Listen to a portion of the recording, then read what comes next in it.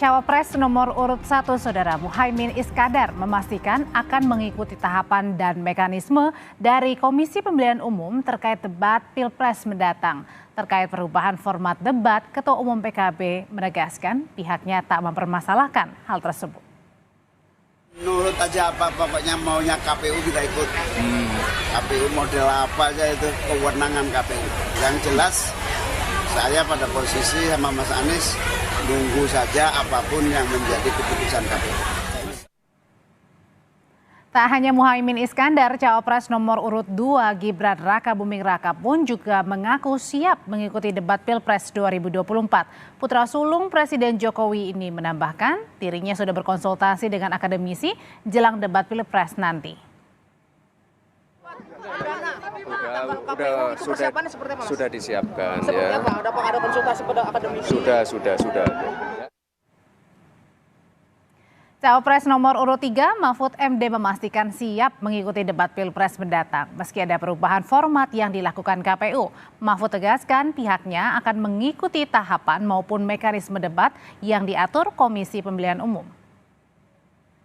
Enggak apa-apa, itu urusan KPU. Saya disuruh debat, setuju, disuruh lomba menggoreng martabak, setuju, gorengannya setuju aja, biar KPU.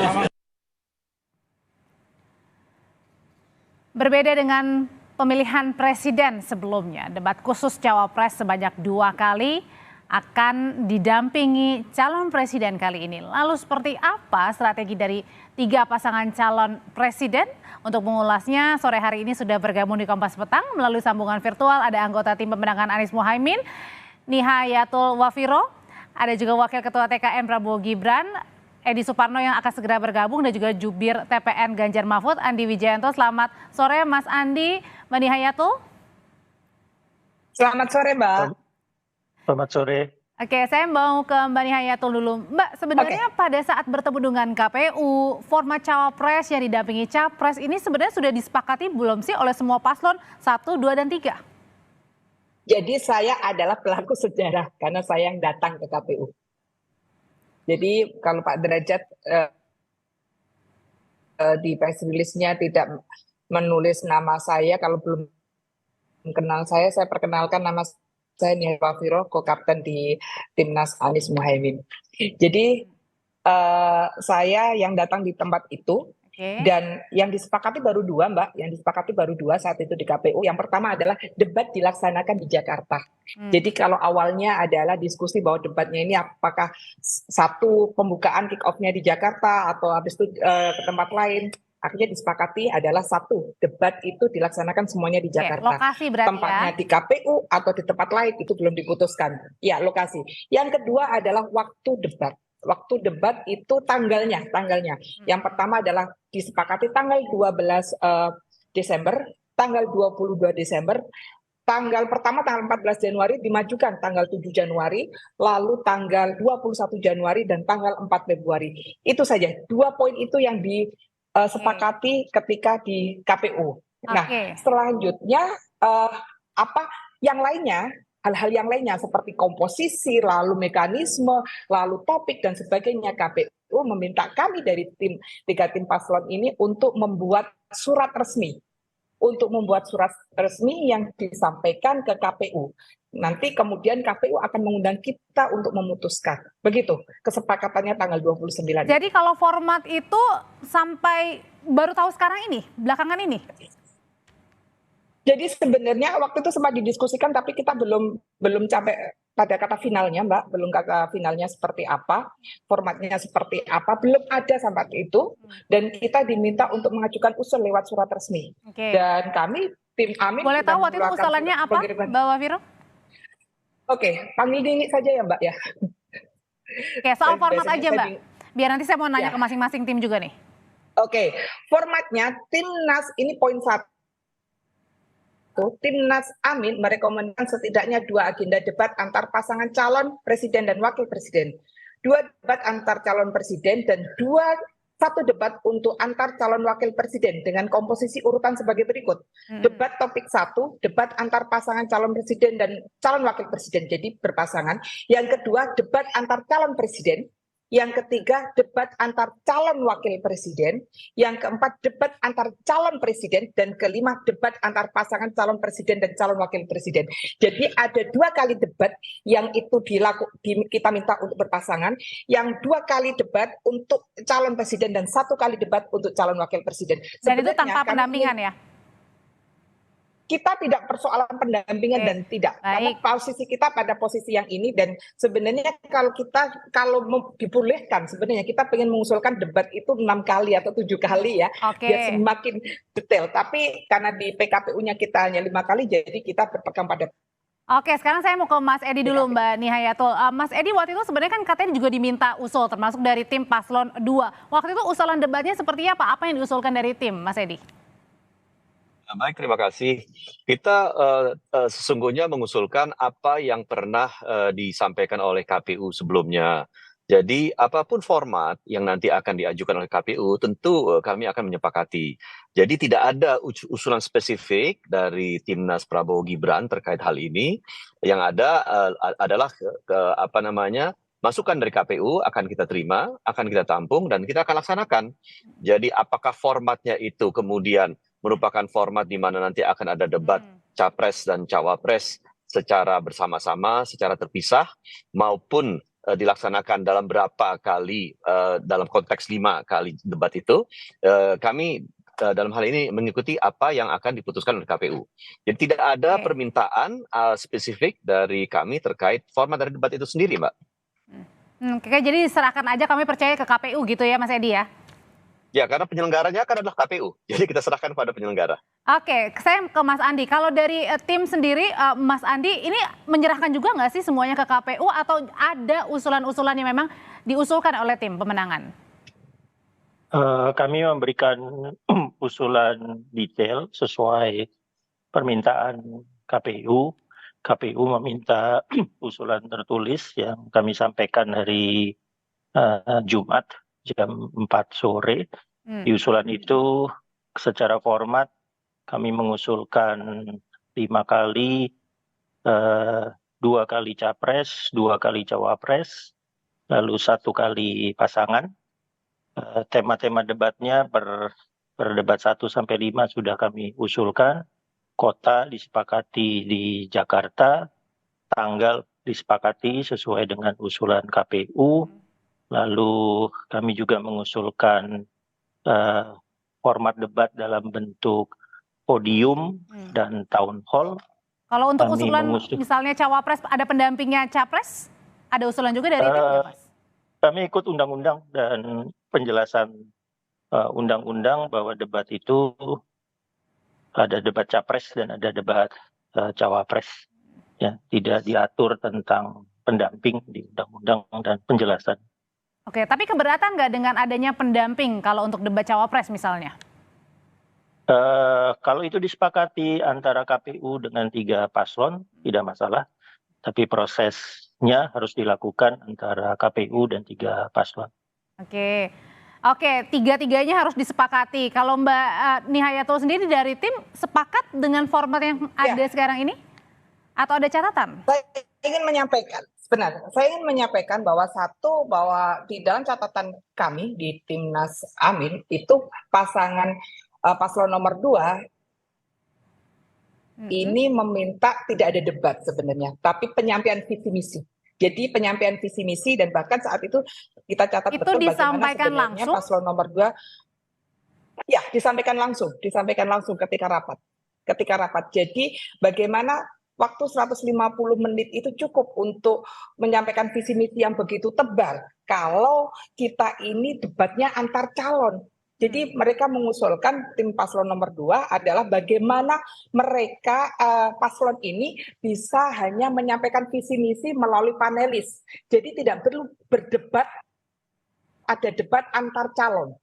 Itu kita catat betul itu, dan kami di Timnas Amin ini terus terang kita tidak menyepakati itu, karena bagaimanapun kita butuh kualitas, butuh melihat kualitas dari pasangan ini, sehingga yang kita fokuskan juga yang namanya debat ya berarti harus debat antar calon, tidak hanya menyampaikan visi misi.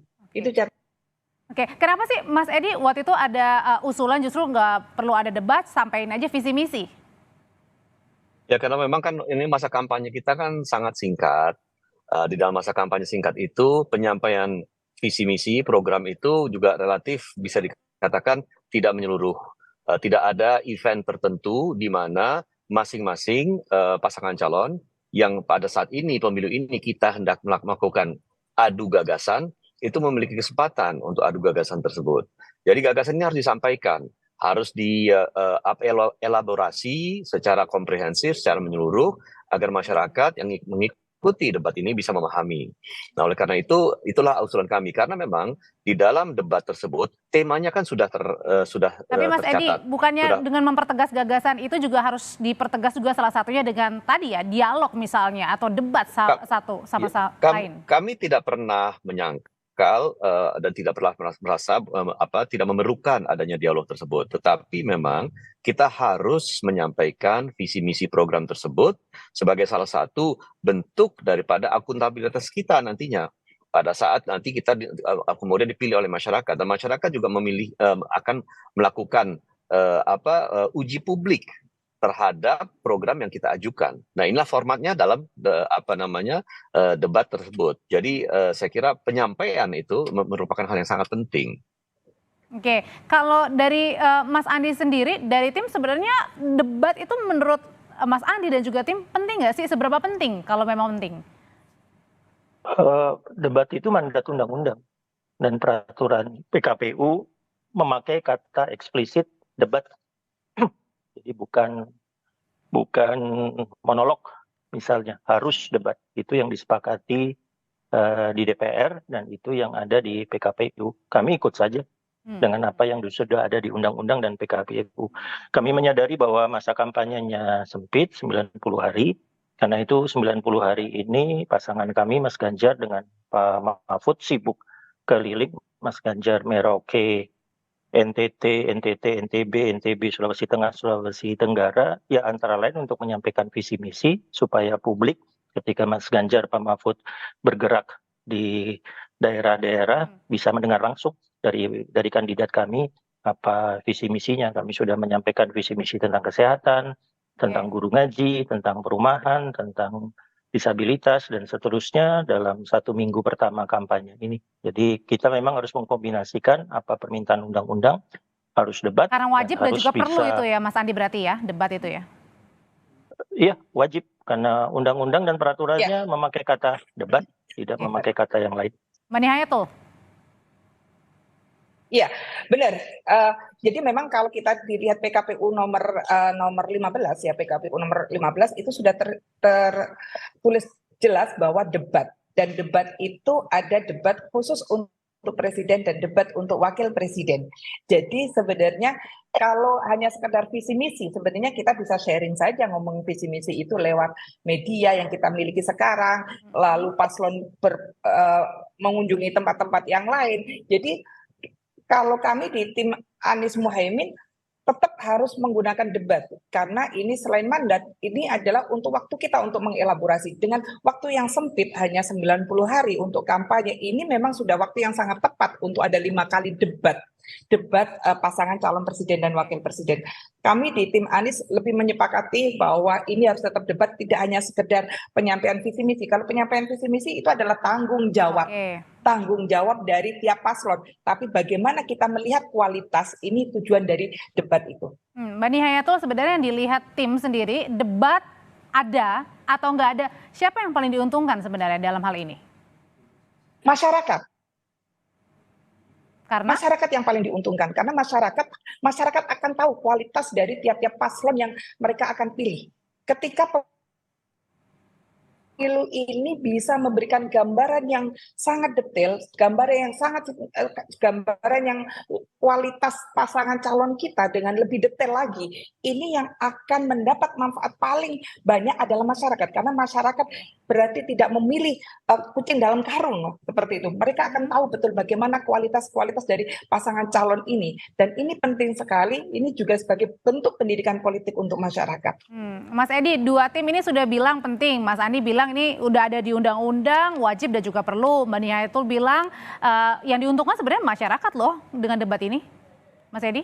Saya tidak memungkiri bahwa masyarakat itu kemudian menjadi yang mendapatkan manfaat terbesar karena memang itu merupakan bagian dari tanggung jawab kita kepada masyarakat untuk mengedukasi masyarakat. Saya kemudian juga menyampaikan dalam kesempatan ini bahwa apapun yang akan nanti diputuskan oleh penyelenggara pemilu dalam hal ini, apakah formatnya debat, berapa kali debat antara pasangan calon secara lengkap, secara tersendiri-sendiri, format debatnya seperti apa, itu akan kami ikuti. Nah, tentu pada saat penyampaian pandangan, kan kita memiliki pandangan yang berbeda-beda. Dan itu menurut saya sah saja kita sampaikan. Nah, nanti pandangan tersebut ya tentu nanti akan dibahas. Saya pikir yang paling bijak memutuskan nanti adalah KPU. Dan kita tentu sebagai peserta pemilu, peserta pilpres yang taat akan melaksanakan apa yang diputuskan KPU. Ya, tapi kalau misalnya dari bagi tim Ganjar sendiri, siapa yang paling diuntungkan? Ada atau tidak ada debatnya, Mas Andi? Ya, sama dengan Mbak Nia Yatul bahwa masyarakat pemilih yang akan paling diuntungkan. Dari 6 orang kandidat yang ada, 4 orang pernah melakukan debat. Ya tentunya Pak Prabowo pernah berdebat dengan Pak Jokowi. Pak Ganjar pernah berdebat dalam pilihan gubernur, Mas Anies dalam pilihan gubernur, Mas Gibran dalam pemilihan wali kota. Yang tidak pernah melakukan debat dalam karir politiknya itu Pak Mahfud dan Caimin. Ya, jadi ada 4 orang yang pernah teruji melakukan debat dalam pilwalkot, pilgub dan pilpres, dan ini sudah terbukti efektif untuk memberikan pemahaman yang lebih dalam kepada masyarakat pemilih siapa kandidat yang harus mereka pilih. Jadi ada atau tidak ada debatnya bukan capres-cawapres yang diuntungkan ya, tapi lebih ke masyarakatnya ya? Enggak, kalau kami dalam posisi ada debat. Harus ada debat karena itu yang diatur dalam perundang-undangan kita, harus ada debat. Kami nggak punya pilihan lain. Kalau seandainya KPU kemudian merancang format tidak ada debat, tidak memanggil kata debat, maka dalam prosesnya kami kemudian akan mengusulkan agar DPR memanggil KPU untuk bertanya kenapa KPU kemudian memutuskan tidak ada debat, sementara dalam perumusan peraturannya dengan konsultasi dengan DPR, KPU memutuskan ada debat. Kami harus menjalankan peraturan perundang-undangan yang sudah disepakati sebelumnya, harus ada debat. Mas Edi, saya balik lagi ke Mas Edi, Mas Andi dan juga Mbak Nia Yatul. Kalau tadi kan karena waktunya yang pendek, lebih baik tidak usah ada debat misalnya, tapi lebih ke penyampaian visi misi. Nah, sebenarnya kekhawatirannya lebih di mana sih, Mas, selain daripada waktu ini? Saya kira nggak ada yang kita khawatirkan selain memang waktunya pendek kan. Saya ralat mungkin kampanyenya 75 hari ya. Jadi kita memiliki waktu yang sangat pendek. Kalau kita lihat format dari kampanye para pasangan calon ya, dan itu juga merupakan format yang terjadi dari pilpres ke pilpres, itu waktu untuk penyampaian visi misi ketika kita berada. Jadi bukan karena ketidaksiapan atau kurang kekhawatiran lebih tepatnya dari misalnya tim maupun cawapres. Tadi Mas Andi juga sempat nyinggung soal hal itu. Saya agak kaget kalau memang ada pertanyaan itu kepada saya, ya Mbak. Jadi saya merasa pasangan calon kita sudah siap maju sebagai capres dan cawapres, tentu sudah siap menjalani seluruh tahapan dari pilpres ini. Dan tentu pada akhirnya kita nanti akan taat dan patuh apa yang diputuskan oleh KPU. Jadi kalau tidak berpengalaman di debat itu juga jadi bukan menjadi suatu masalah ya untuk debat nanti ya? Untuk masing-masing paslon. Semua kandidat, semua peserta pilpres ini pasti akan melalui program pelatihan, pematangan untuk debat, itu pasti. Ya, jangankan pilpres, pilkada saja ada untuk pilgub, untuk pilwalkot dan lain-lain. Jadi proses itu dilaksanakan dan kami juga akan melaksanakan proses ini secara baik dengan persiapan yang matang ya, untuk kemudian kami meyakini bahwa pasangan calon kita akan mampu untuk memberikan keyakinan kepada masyarakat di dalam proses tersebut. Oke, saya kembali lagi ke Mbak Nia Yatul. Kalau dari kesiapan pasangan Amin sendiri, Mas Anies dan juga Caimin seperti apa? Karena kan sering sekali ya belakangan ya ngikuti juga misalnya ke masyarakat gitu. Tapi saya juga akan tanyakan kepada masing-masing tim, ke Mas Adi dan juga Mas Edi. Tapi nanti usai jeda baru akan dijawab Bapak dan juga Ibu. Tetaplah bersama kami di Kompas Petang. Mas Edi, kalau dari sebelum-sebelumnya kan yang saya lihat ini Pak Prabowo dan juga Mas Gibran agak jarang ya mengikuti, bahkan tidak ada ya mengikuti lembaga-lembaga yang mengundang keduanya untuk sebenarnya memaparkan visi misi, adu gagasan bersama dengan lembaga-lembaga yang kredibel, termasuk juga dengan masyarakat yang mengadakan. Nah, kalau debat diadakan, ini dengan formatnya juga berubah, capres didampingi dengan cawapres dan cawapres juga didampingi dengan capres. Nah, ada kekhawatiran nggak misalnya dengan persepsi masyarakat yang menguntungkan pasangan dua? Mungkin saya ingin tanggapi dulu pernyataan penggalan pertanyaan pertama bahwa Pak Prabowo dan Mas Gibran jarang melakukan dialog, diskusi publik. Perlu saya sampaikan Pak Prabowo sangat rajin melakukan itu dengan PP Muhammadiyah, dengan CSIS dan lembaga lainnya. Berdua maksudnya, Mas? Ya. Ya, makanya saya selesaikan dulu silakan. ya. Dan ini kita masih dalam tahapan awal kampanye. Jadi masih banyak juga event yang nanti dihadiri oleh beliau-beliau itu secara bersama-sama. Gitu. Jadi maksud saya kemarin itu mungkin masih belum dalam tahapan kampanye. Ya sekarang ini dalam tahapan kampanye saya kira berdua itu nanti akan tampil lebih sering lagi. Nah itu. Jadi menurut hemat kami itu yang mungkin menjadi statement yang perlu kami sampaikan di sini. Nah, kedua, kalau ditanyakan kekhawatiran, saya kira tidak ada kekhawatiran ya, karena dalam hal ini masing-masing memiliki kelebihan dan masing-masing memiliki porsi untuk menyampaikan pandangan, gagasan sesuai dengan apa yang sudah mereka kuasai. Seperti Pak Prabowo, kita sudah tahu apa yang menjadi kompetensi beliau, dan beliau juga punya pengalaman dalam debat Pilpres. Mas Gibran juga dalam hal ini memiliki kompetensi di bidang UMKM, di bidang pengelolaan tata kota, di bidang startup dan lain-lain. Jadi saya kira hal-hal tersebut tentu tidak mengkhawatirkan kami. Kalau memang kita bicara, memang perlu ada adu gagasan terkait isu-isu yang memang sudah ditetapkan apa saja temanya. Mbak Nihayatul, dengan pengubahan format debat capres yang biasanya sudah dilakukan di 5 tahun sebelumnya, ini berbeda kali ini didampingi masing-masing begitu ya. Apa sih yang dilihatnya, Mbak? Kalau kami kan duit tunggal sebenarnya, Mbak. Jadi kami itu selalu bilang bahwa kami ini, paslon kami ini adalah duit tunggal. Dalam artian paslon kami ini punya kualitas yang sama. Jadi adanya pendampingan atau tidak itu tidak memberikan efek apapun. Yang jelas paslon kami siap untuk adu gagasan, adu berdebat, adu visi misi dengan paslon-paslon lainnya. Jadi sebenarnya ini tidak akan mempengaruhi apapun. Ada cuma satu kata, siap kita. Termasuk Caimin ya, Mbak Nia itu? Oh iya dong. Beliau walaupun katakan Pak walaupun tadi dikatakan Mas Adi, Pak Muhaimin tidak memiliki pengalaman untuk debat, tidak memiliki pengalaman debat di pilkada. Tapi coba track record beliau ketika menjadi wakil ketua DPR termuda sejak umur 35 tahun, itu bagaimana lobbying, negosiasi, debat itu sudah menjadi jagonya beliau. Kalau bagi Mas Andi sendiri, bagi tim 3 TPN gitu ya, sebenarnya apa sih yang dilihatnya dengan perubahan format kali ini di Pilpres 2024, menimbulkan persepsi masyarakat seperti apa yang dilihatnya, Mas Andi? Seperti yang tadi disampaikan Mbak Nihayatul ya, sebetulnya belum diputuskan. Yang baru diputuskan itu Jakarta, 5 kali debat dan tanggal. Oh, jadi artinya masih bisa berubah formatnya? Ya, mestinya ada rapat hari Jumat jam 2 siang, kalau saya tidak salah, tapi diputuskan di rapat sebelumnya.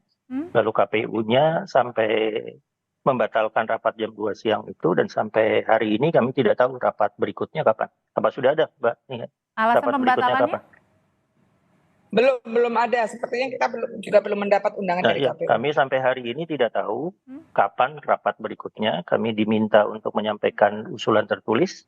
03 sudah menyampaikan usulan tertulisnya, sangat detail, ditandatangan langsung oleh Pak Arsyad sebagai ketua dan Pak Hasto sebagai sekretaris. Oke, Mas Andi kan juga Mas Andi adalah tim pemenangan di 2019 ya. Ya, apa tadi alasan penundaan dan lain sebagainya ini sebenarnya ada nggak sih tarik ulur di dalam debat sendiri?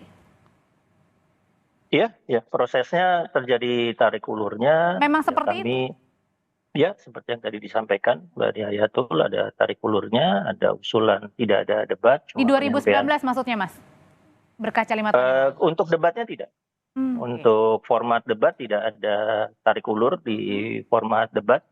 Yang ada itu di hal-hal teknis ya. Misalnya nanti yang paling pas yang menyiarkan TV mana, topik untuk cawapres sebaiknya yang mana, topik capres sebaiknya yang mana, hal-hal teknis dan kali ini itu. ada ya tarik Tapi ulur. format debatnya tidak pernah dibincangkan bahwa harus ada debat atau tidak ada debat di 2014 2019 tidak ada pembicaraan itu. Oke, Mas Edi juga kan menjadi tim sukses ya waktu di 2019. Sebenarnya ada debat kali ini maksudnya formatnya aja didebatin gitu. Sebenarnya apa sih yang menjadi kendalanya, problemnya sampai sekarang belum dipanggil-panggil sama KPU juga itu? Mas Edi? Ya itu mungkin pertanyaan harus ditanyakan ke KPU, bukan ke kami karena menggunakan. Karena kan Mas Edi juga berpengalaman di 2019 nih. 2019 ya begini, saya kira memang kan kita mencari format untuk penyempurnaan debatnya ya. Jadi berbagai format tentu kita bisa ajukan, kita bisa sampaikan untuk kita diskusikan bersama-sama dan kembali lagi kita tidak pernah menutup diri untuk melakukan diskusi dialog tentang format tersebut dan kalau memang itu dalam pertemuan dengan KPU itu adalah salah satu agenda untuk pembahasan daripada format debat ya tentu kita akan laksanakan, kita akan ikut dalam diskusi itu mencapai kata sepakat bagaimana format akhir daripada debat yang akan kita laksanakan. Oke, kalau dari Mbak Nia itu sendiri nih untuk strategi menghadapi debat pertama ini udah kurang dari 2 minggu lagi ya, 12 Desember nih. Jadi strateginya sebenarnya kalau soal skill kami sudah sangat yakin yang namanya dengan paslon kami itu sudah sangat punya skill untuk bagaimana melakukan debat, punya skill untuk bagaimana menyampaikan materi visi misi dengan baik dan sebagainya. Nah persiapannya sebenarnya lebih pada persiapan pada ini ya, mungkin sehari atau 2 hari sebelum debat mungkin perlu break dulu, contoh seperti itu untuk break untuk tidak keluar kota karena paslon kami ini Pak Muhaimin sekarang posisinya sedang di daerah Riau, lalu Pak Anies sedang di Medan, beliau tidak pernah berhenti untuk muter ke seluruh Indonesia, jadi mungkin hanya butuh 1 hari untuk break dulu sebelum debat, istirahat ya. Untuk menyiapkan mungkin biar bisa istirahat sebentar ya. Oke, baik. Dan untuk memastikan beliau ada di Jakarta tanggal 12 itu. Iya, jangan kemana-mana. Mas Edi, persiapannya Mas, 12 Desember debat perdana nih. Ya, masing-masing akan mendalami materi tertentu ya sesuai dengan tema debatnya yang akan diajukan pada tanggal-tanggal yang sudah ditetapkan. Saya dan masing-masing akan mendapatkan coaching session untuk debat tersebut yang diberikan materinya oleh para ahli dan dalam hal ini ya termasuk saya juga akan memberikan nanti masukan terkait beberapa isu sesuai dengan tupoksi saya di DPR RI. Tetapi menurut saya coaching session itu akan dilaksanakan. Coaching session itu termasuk debat cawapres juga ada, khusus cawapresnya? Ya, capres cawapres kan akan di-coaching dua-duanya. Gitu, karena mereka adalah peserta daripada debat itu. Dan itu saya kira merupakan latihan yang memang kita sudah laksanakan di dalam pilpres ke pilpres. Kami kebetulan sudah 2 kali mendukung Pak Prabowo, ini yang ketiga kalinya. Jadi kami sangat optimis bahwa beliau adalah orang yang sangat cepat untuk menangkap dan sangat cepat untuk bisa menanggapi isu-isu penting. Kalau Pak Prabowo kan sudah paham mengikuti debat pilpres terutama Mas Edi. Kalau Mas Gibran? Kalau Mas Gibran, saya justru senang kalau memang masyarakat meragukan, publik meragukan kepiawaian Mas Gibran. Mas Gibran juga seseorang yang cepat sekali belajar, cepat sekali memahami, dan bisa memberikan tanggapan secara sederhana dan singkat, tetapi betul-betul jitu, sesuai dengan apa yang ditanyakan. Jadi saya kira ya kita lihat saja nanti pada tanggalnya, pada saatnya itu kita meyakini bahwa beliau akan berperforma secara sangat baik. Oke, ada coaching kliniknya nanti buat capres dan juga cawapres. Mas Andi, persiapannya Mas Ganjar dan juga Pak Mahfud. Nah, ini coaching kliniknya sedang dilakukan sekarang. Mereka bergerak ke daerah-daerah. Udah start nih. Oke. Lembaga coaching bertemu dengan masyarakat, tanya langsung tentang tema-tema debat, apa yang menjadi masukan dari mereka, sehingga mereka langsung mendapatkan pandangan lapangan, pandangan real, apa yang menjadi masalah-masalah yang bisa digali. Coaching klinik terbaik selalu pada saat bertemu dengan masyarakat. Kalau untuk kekompakan nih, karena kan nanti masing-masing ada didampingi nih, capres, didampingi cawapresnya dan sebaliknya. Ya chemistry-nya sudah jalan sebetulnya karena sudah 2 bulanan berinteraksi, lalu antara tim TPN dengan tim intinya Mas Ganjar dengan tim intinya Pak Mahfud juga rutin bertemu. Tapi yang paling penting selama Mas Ganjar dengan Pak Mahfud bergerak ke wilayah-wilayah, ya mereka langsung menemukan masalah-masalah real dan secara cepat mencari solusi-solusi. Baik, masing-masing tim ini sudah mempersiapkan strateginya. Paslon nomor 1 lebih ke istirahatnya, kedua paslon nomor 2 coaching klinik, dan ketiga sedang menjalankan coaching klinik data ke masyarakat. Terima kasih Bapak dan Ibu, sehat selalu, kita ketemu lagi di lain kesempatan. Terima kasih. Terima kasih. Terima kasih.